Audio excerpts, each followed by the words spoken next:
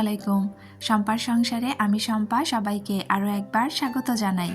যে যেখান থেকে আমার ভিডিওটা দেখছেন আশা করছি আল্লাহর রহমতে সবাই ভালো এবং সুস্থ আছেন। আলহামদুলিল্লাহ আমিও আমার পরিবার নিয়ে ভালো আছি।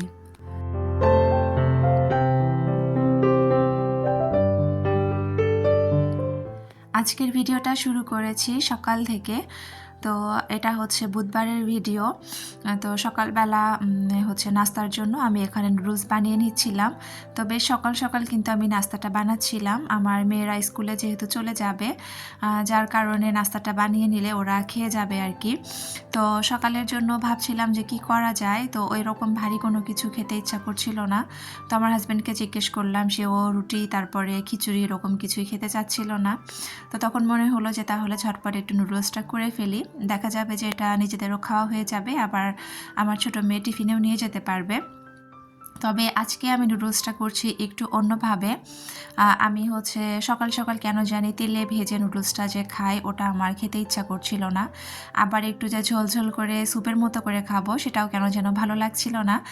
মানে একটু অন্যরকমভাবে খেতে ইচ্ছা করছিল। তো যার কারণে ভাবলাম যে একটু নরম নরম করে রান্না করব। একদম স্যুপের মতো ওরকম ঝোলও থাকবে না, আবার হচ্ছে ভাজা ভাজাও হবে না। ওইভাবেই করব আর কি। অনেকটা ল্যাটকা নুডলস বলতে পারেন। ল্যাটকা খিচুড়ি যদি হয় তো ল্যাটকা নুডলস হলে তো কোনো সমস্যা নেই। তো ভাবলাম যে আজকে একটু ল্যাটকা নুডলস বানিয়ে খাই। তো আমি এখানে নুডলসটা সিদ্ধ করে তার মধ্যে কিন্তু কিছুটা সবজি দিয়ে দিয়েছি। গত দিনের যে আমি রোল বানিয়েছিলাম, রোলের মধ্যে যে সবজির যে পুরটা ছিল, তো আমার না সবজি অনেকটা পরিমাণে কাটা হয়ে গিয়েছিল। তো ভাবলাম যে ওইগুলো সবজি আমি একটু উঠিয়ে রেখেছিলাম যে যে কোনো একটা কিছুতে কাজে লাগিয়ে দিব। তো এখন মনে হলো যে তাহলে নুডলসটার মধ্যে দিয়ে দিই। তো যার কারণে কিন্তু আমি সবজিটাও নুডলসের সাথে দিয়ে দিয়েছি।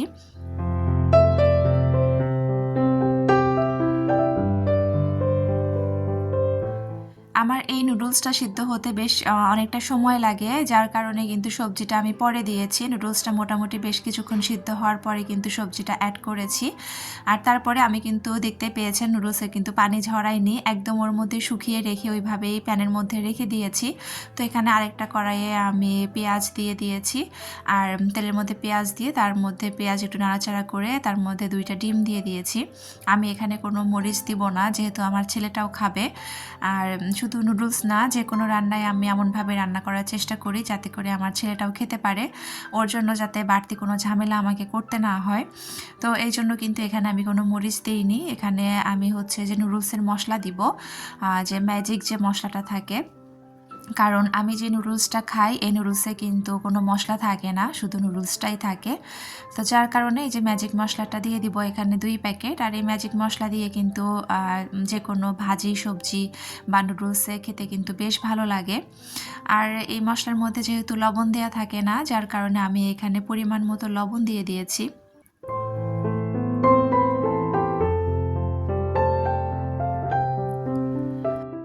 অফ ক্যামেরায় আজকে হচ্ছে সকালের নাস্তাটা করে নিয়েছি, আর আমার মেয়েরা যার যার মতো তাদের স্কুলে চলে গিয়েছে, আমার হাজব্যান্ডও চলে গিয়েছে। আর আমার ছেলেটা মাশাআল্লাহ আজকে অনেকটা শান্ত আছে, সে তার মতো খেলাধুলা করছে।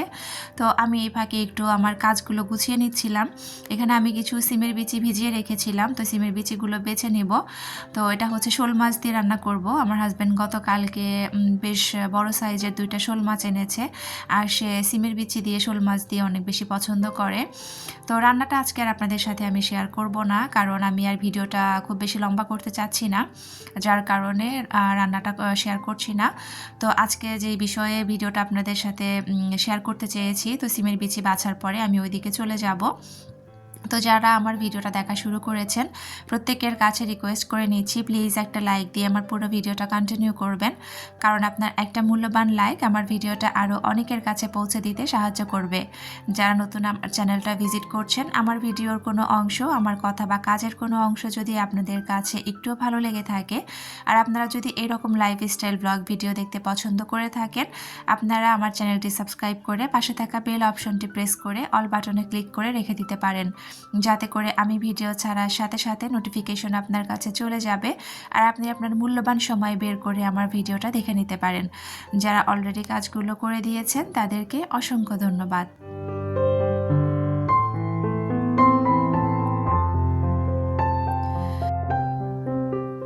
সিমের বিচি বাছা শেষ করে আমি কিন্তু আমার মূল কাজে চলে এসেছি। আজকে আমার এই ছোট্ট ডাইনিং রুমের যে টেবিলটা আমার আছে, ডাইনিং টেবিল, তো এখানকার এই টেবিল ক্লথটা আমি চেঞ্জ করে অন্য একটা টেবিল ক্লথ দিব। মানে আমি একটু ডাইনিং রুমের এই কর্নারটাতে একটু রোজার ডেকোরেশন করতে চাচ্ছি।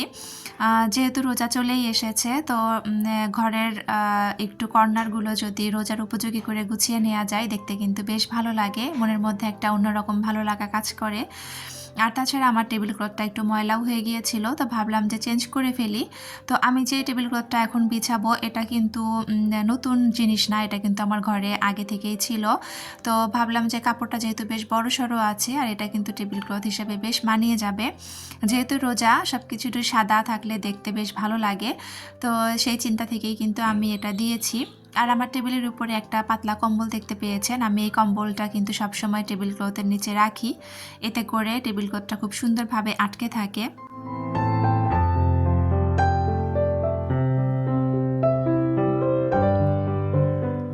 টেবিলের উপরে যে রানারটা দেখতে পাচ্ছেন, এই রানারটা কিন্তু গত বছর রোজার মধ্যে আমি কিনেছিলাম। আজ বিছাই কাল বিছাই করতে করতে কিন্তু আমার টেবিলের উপরে আর বিছানোটা হয়েই ওঠেনি। তো হুট করে সেদিন আলমারি গোছাতে গিয়ে এই রানারটা আমার চোখে পড়েছে, তো ভাবলাম যে তাহলে এই সাদা কালারের টেবিল ক্লথের সাথে রানারটা বেশ ভালো লাগবে দেখতে। আর এই আর্টিফিশিয়াল ফুল গাছটা 2 দিন আগে আমি মার্কেটে গিয়েছিলাম, তখন আমি কিনে এনেছি।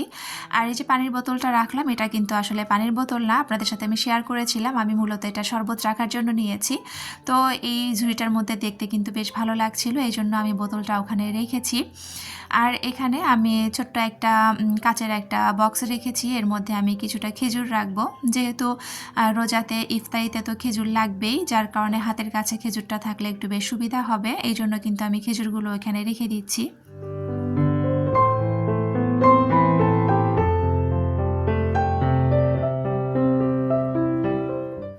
ঘরের ছোট ছোট কিছু পরিবর্তনই মনের মধ্যে একটা অন্যরকম শান্তি নিয়ে আসে, আর সেটা যদি রোজার হয়ে থাকে তাহলে তো আর কোনো কথাই নেই। প্রত্যেকটা জায়গায় যখন তাকাচ্ছি তখন দেখতেই মনে হচ্ছে যে রোজা চলে এসেছে, আর এটা অনেকটা বেশি ভালো লাগা কাজ করছে। আমার কাছে মাঝে মাঝে মনে হয় যদি সারা বছর রোজা থাকতো অনেক বেশি ভালো লাগতো। তো যাই হোক, এই যে সুন্দর এই রমাদান মুবারক লেখাটা দেখছেন, এটা কিন্তু আমার বড় মেয়ে ও নিজের হাতে লিখে কাগজ কেটে এটা বানিয়েছে। কেমন হয়েছে আমাকে একটু কমেন্ট করে জানাবেন আপনারা। তো এটা আর ওখানে লাগানোটা দেখায়নি, কারণ এটা লাগানোটা বেশ একটা ঝামেলার কাজ ছিল।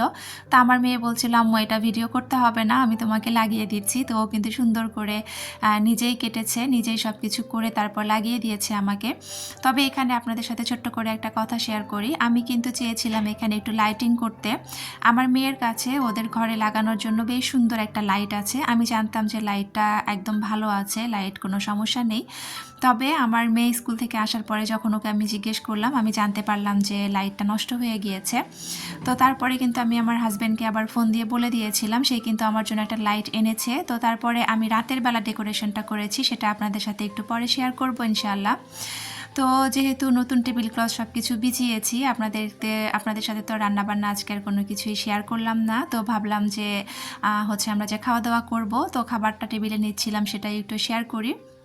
আমি কিন্তু গোসল করে টেবিলে খাবার নিচ্ছিলাম। এই তো সিমের বিচি দিয়ে শোল মাছ দিয়ে রান্না করেছি, সাদা ভাত তো থাকবেই, আর তার সাথে ওখানে ফ্রিজে আমার 2 দিন আগে আমি একটু টমেটো টক রান্না করেছিলাম, সেটা আছে। আর এটা হচ্ছে শুটকির তরকারি, কয়েক রকম সবজি দিয়ে আমি শুটকির তরকারি রান্না করেছিলাম, সেটাও একটু ছিল। আর এটা হচ্ছে বেগুন ইলিশ রান্না করেছিলাম। আমার মেয়েরা শোল মাছ খেতে চাচ্ছে না, কারণ ও হচ্ছে জ্যান্ত শোল মাছটা দেখেছিল, দেখার পরে ওর নাকি খেতে ভালো লাগছে না, ইচ্ছা করছে না। তো এই জন্য ওকে আর আমি জোর করলাম না, ওর জন্য আমি ইলিশ মাছের তরকারিটা বের করে গরম করে দিয়েছি। তো এটা দিয়ে আমাদের দুপুরে খাওয়া দাওয়া হয়ে গিয়েছে, কারণ দেখা যাবে যে ফ্রিজে যদি বাসি তরকারি থেকে যায়, রোজার মধ্যে কিন্তু দেখবেন যে খাবারগুলো আর খাওয়া হবেই না, যার কারণে ভাবলাম যে এটা আজকে শেষ করে ফেলবো। আর এইদিকে আমি যে শুটকিগুলো যে দিয়েছিলাম, আপনাদেরকে বলেছিলাম যে আগামীকাল শুটকিগুলো আমি নিয়ে আসবো। তো আজকে আমি কিন্তু ছাদ থেকে শুটকিগুলো নিয়ে এসেছি, আর শুটকিগুলো আমি সুন্দরভাবে পটের মধ্যে উঠিয়ে রাখবো। অনেক সুন্দর করে কিন্তু শুটকিগুলো শুকিয়ে গিয়েছে, তো এটা রেখে দিব। আর আগে আমার হাজব্যান্ড কিছু চেলা মাছের শুটকি কিনে এনেছিল, যে ওই যে ছোট্ট পলিথিনটা দেখতে পাচ্ছেন, ওর মধ্যে কিন্তু চেলা শুটকিগুলো আছে। তো যাই হোক, এই যে এখন আমি শুটকিগুলো সুন্দর করে তুলে পটটা রেখে দিব।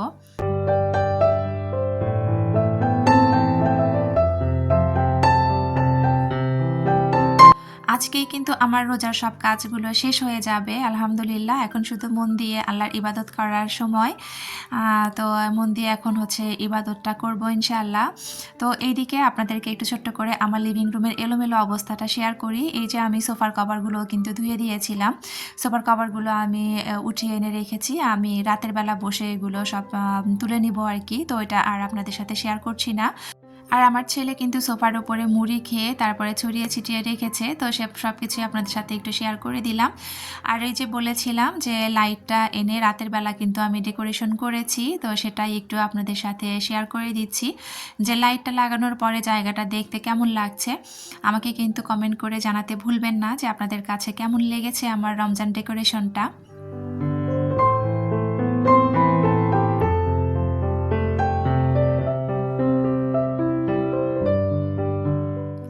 আমার মেয়ের যে লাইটটা আমি এখানে লাগাতে চেয়েছিলাম, লাইটটা না আরও অনেক বেশি সুন্দর ছিল। তবে হচ্ছে ওই লাইটটা আমার হাজব্যান্ড এখানে খুঁজেছিল, সে পায়নি, কারণ ওটা কিন্তু আমার মেয়েকে বগুড়া থেকে এনে দেওয়া হয়েছিল। তো যাই হোক, কিছু করার নেই, যেটা আছে সেটাতেই আলহামদুলিল্লাহ। দেখতে কিন্তু বেশ ভালো লাগছিল। তো আপনাদের সাথে কথা বলতে বলতে কিন্তু আমি ভিডিও শেষ পর্যায়ে চলে এসেছি। আপনাদের প্রত্যেকের জন্য আমার দোয়া রইল, আল্লাহ সবাইকে সুস্থ সবলভাবে 30টা রোজা রাখার তৌফিক দান করুন। সবাই যেন সুস্থ থেকে আমরা রোজার মাসটাকে কাজে লাগাতে পারি। রোজার মাসটা ইবাদতের মাস, একদম যেন পরিপূর্ণভাবে আমরা আল্লাহর ইবাদত করতে পারি।